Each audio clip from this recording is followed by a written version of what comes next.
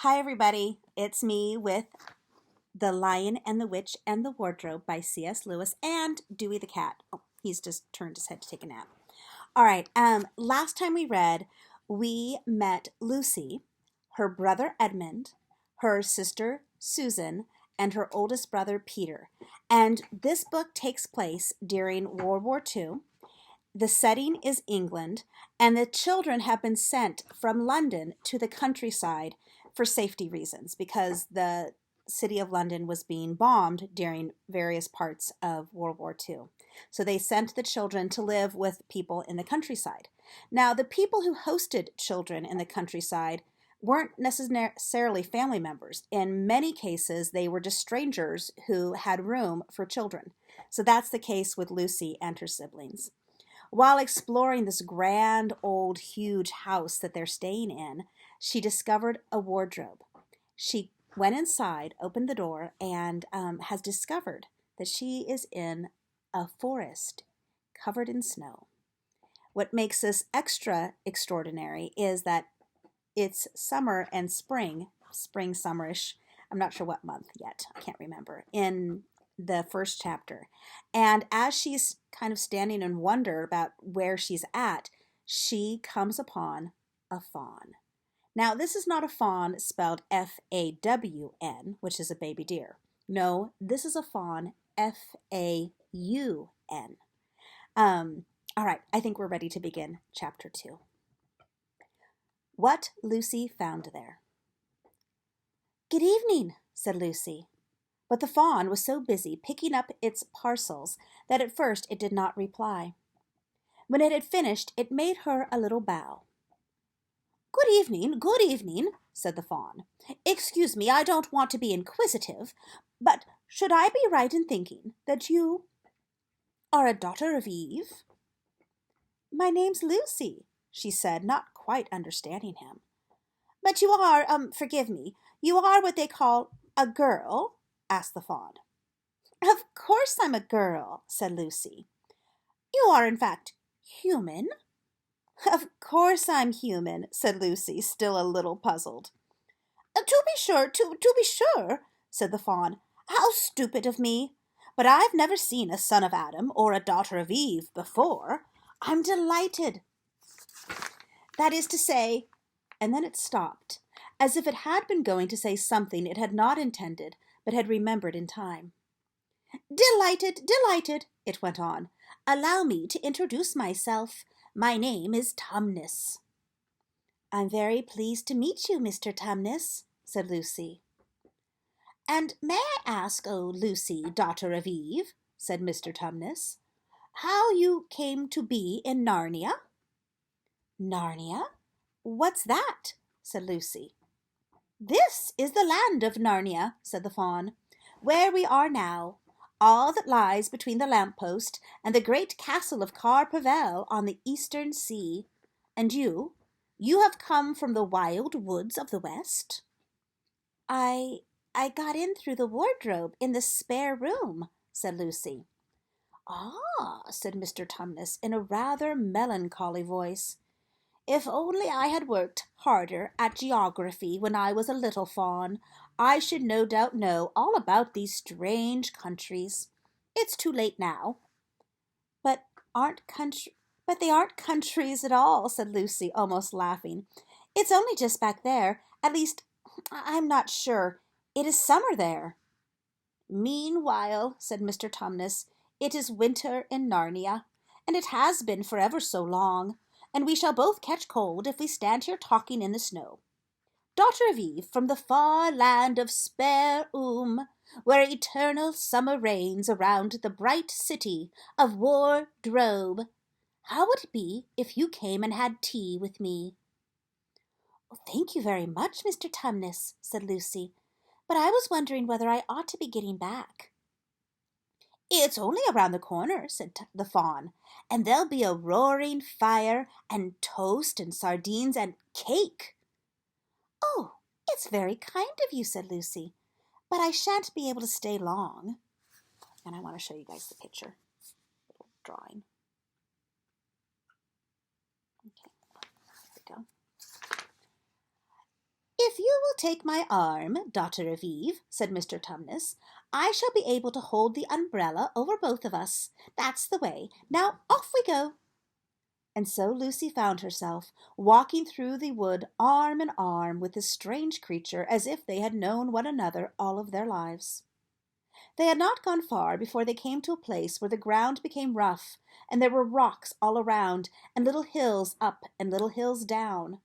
At the bottom of one small valley, Mr. Tumnus turned suddenly aside as if he were going to walk straight into an unusually large rock. But at the last moment Lucy found he was leading her into the entrance of a cave. As soon as they were inside, she found herself blinking in the light of the wood fire. Then Mr. Tumnus stooped and took a flaming piece of wood out of the fire, with a neat little pair of tongs, and lit a lamp. Now we shan't be long, he said, and immediately put the kettle on. Lucy thought she had never seen a nicer place. It was little, dry, clean cave of reddish stone, with a carpet on the floor and two little chairs. One for me and one for a friend, said Mr. Tumnus.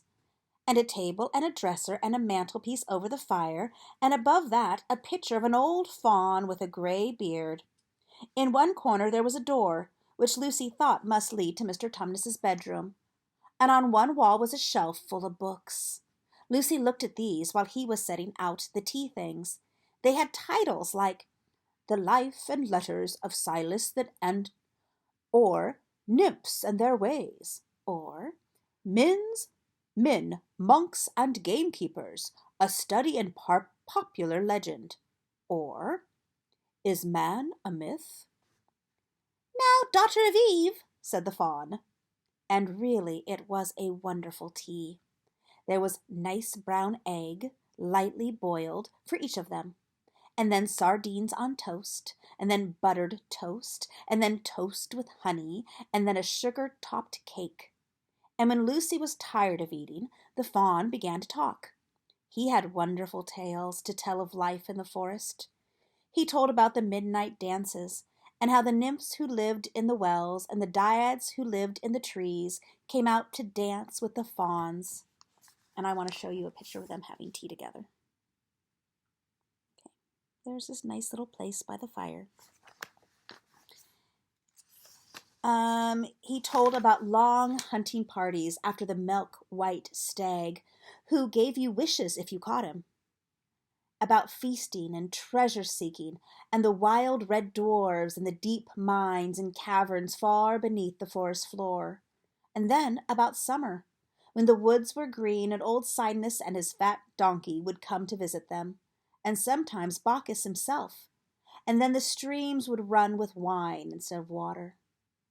And the whole forest would give itself up to the jollification for weeks on end. Note to self, jollification is an actual word. Jollification.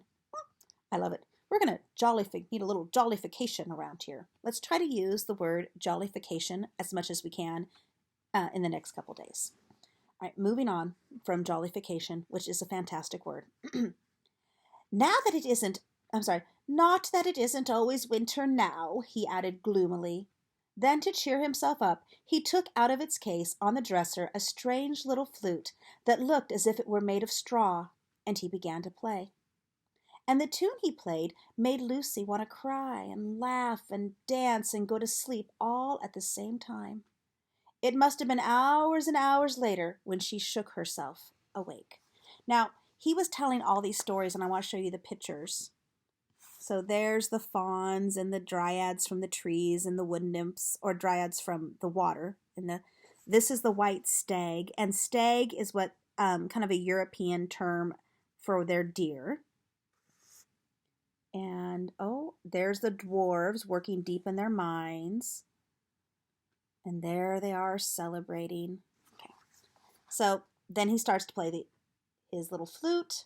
And it seems like hours and hours later, Lucy shook herself and said, Oh, Mr. Tumnus, I'm so sorry to stop you, and I do love that tune.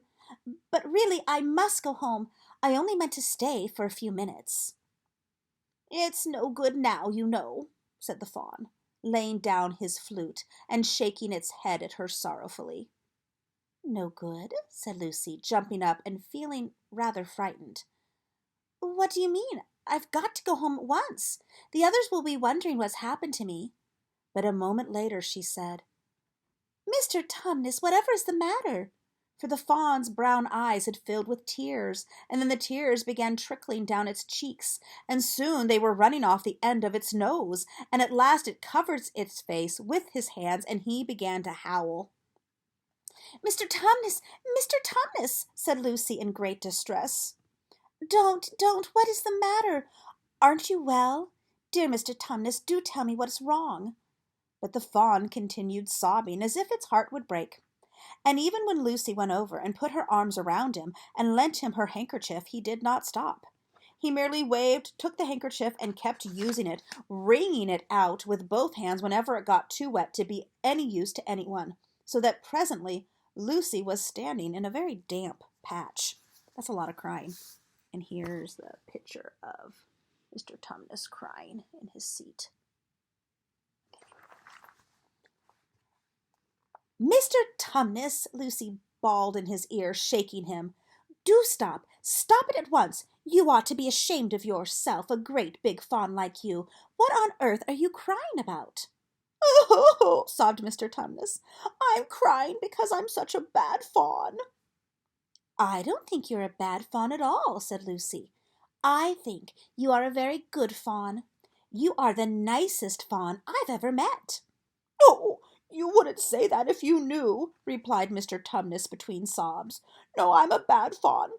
I don't suppose there was ever a fawn worse than me since the beginning of the world. But what have you done? Asked Lucy. My old father now, said Mr. Tumnus. That's his picture over the mantelpiece. He would never have done a thing like this. A thing like what? Said Lucy. Like what I've done, said the fawn. Taken service under the White Witch. That's what I am. I'm in the pay of the White Witch. The White Witch? Who is she? Why, it is she that has got all of Narnia under her thumb. It is she that makes it always winter, but never Christmas. Think of that. How awful, said Lucy. But what does she pay you for? That's the worst of it, said Mr. Tumnus with a deep groan. Oh, I'm a kidnapper for her. That's what I am. Look at me, daughter of Eve. Would you believe that I am the sort of fawn to meet a poor innocent child in the wood, one that had never done me any harm, and pretend to be friendly with it, and invite it home to my cave, all for the sake of lulling it to sleep, and then handing it over to the White Witch? No, said Lucy. I'm sure you wouldn't do anything of the sort. But I have, said the fawn. Well, said Lucy rather slowly, for she wanted to be truthful but not be too hard on him. Well, that was pretty bad, but you're sorry for it, and I'm sure you will never do it again. Daughter of Eve, don't you understand, said the fawn. It isn't something I have done. It's something I'm doing this very moment. What do you mean? Cried Lucy, turning very white. You are the child, said Tumnus. All right, we're going to stop right there. Boys and girls, we'll catch up with Lucy and her adventures in Narnia soon. Have a great day, guys. Bye.